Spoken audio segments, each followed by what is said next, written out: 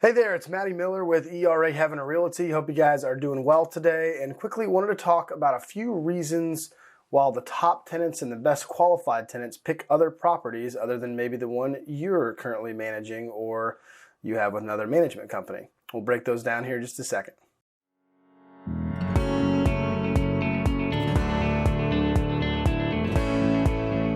So in today's highly competitive rental market, we've seen a lot of investors come in. We've actually seen, at least in the Jacksonville area, probably a nicer rental unit than we've seen in the past because people are buying these specifically for those purposes, and they're basically turnkeying properties into nicer rentals. We've seen actually nicer rentals. We have higher expectations. There's obviously, with the housing market, a lot of people are struggling to buy homes, so they're looking to very nice rentals.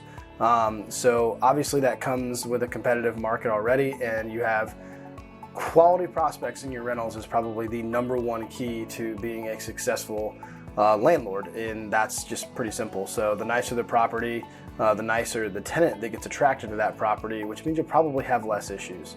It doesn't always work that way, but that's what we've found over the years. I've been doing this for about 12 years, and I've figured out that quality properties attract quality tenants, and bad properties attract bad tenants at times. So not very hard to connect the dots on that, but let's talk about 5 things that basically tenants will actually avoid, or they will just move on from you if you don't do these things as a property manager or a landlord.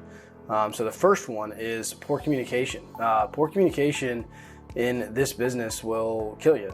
So if you're not responsive and you have a listing up and somebody wants to see that, or you don't have an option or supply a way for them to go see the property at their convenience, and we'll come back to that word convenience here in a second, but poor communication and not getting them into the lease and locked in on time will obviously, they'll move on to the person that's the most responsive. Pretty simple. If you call a business and you're looking for a plumber and you call 3 plumbers, the first one that picks the phone probably gets the business most of the time. Pretty simple concept. So communication is number one. Second option, and I talked about convenience, so limited showing options. We've seen in this industry a lot of differences. There are some property managers that don't use them, some that do, and when I say them, I'm talking about self-showing lockbox systems, basically giving the tenant a 12-hour window from 8 a.m. to 8 p.m.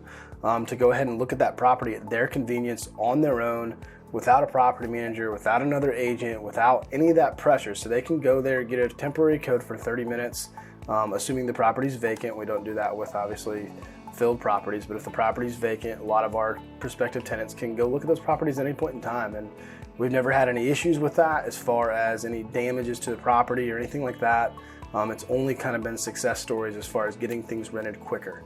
So we do use that technology to our advantage, and it obviously gives people a lot more options as far as when they can see properties. Third thing, and this is a big one recently, especially with this crazy market, is overpricing. We have seen properties in Jacksonville basically 3 years ago. What used to be a $1,500 rental is now a $2,400 or $2,500 rental. Prices have really skyrocketed, and I sense or feel that there's a lot of people trying to take advantage of that, and that's awesome if they can. However, I think we're starting to see a little bit of a breaking point where people just simply can't afford what they're actually paying, and it's hard to actually approve people based on our guidelines, which, basic guidelines are 3.5 for us. It had been 3.5 times the rent to qualify for the income. So there's not a ton of people that are looking to rent a property at $2,700 that are making that amount of money. So we have seen people overprice themselves, sitting on the market longer, trying to compete with the hedge funds of the world, and where they can list a property and leave it on there for 90 days. Well, if you're a small landlord, you can't play the same game. So overpricing is big. We got to give a fair market value, have a nice property, and you will get it rented pretty quickly. Fourth thing, poor advertising. Number one thing, if you're not using professional photos on rentals, I feel like you're losing. I believe it's 97% of people find a rental property online, and the other 3% probably have signs in yards. So 97% of your people see your property that's being listed or advertised for rent online, and the first thing they're going to look at is going to flip right through those photos. And if those photos don't look great, they're on to the next one. So even if you have a semi-average property and you want to do professional photos, I would encourage you to do that. You can get a photographer about 125, 150, 175 bucks depending on the size of the property, and they can do those photos and you can reuse them when it goes vacant. So that would be another huge suggestion for people.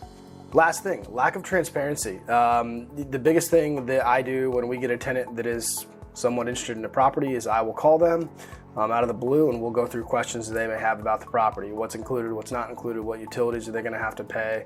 Are they allowed to have pets? What's the pet fee? All those things are transparent. You wanna make them feel comfortable as a tenant.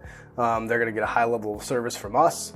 So all those things correlate, all 5 of those things correlate with finding good tenants. Good tenants, if they're paying a premium for rent, they're probably gonna want pretty good service. And if you wanna charge more and make more money on your rental property, go ahead and give them good service. And if you don't, you're gonna miss out on the best tenants who are gonna pay their rent, take care of the property, and maybe stay there long term. So those are 5 really key things as far as what to try to do if you're managing a property yourself, if you have a property management company that you're using.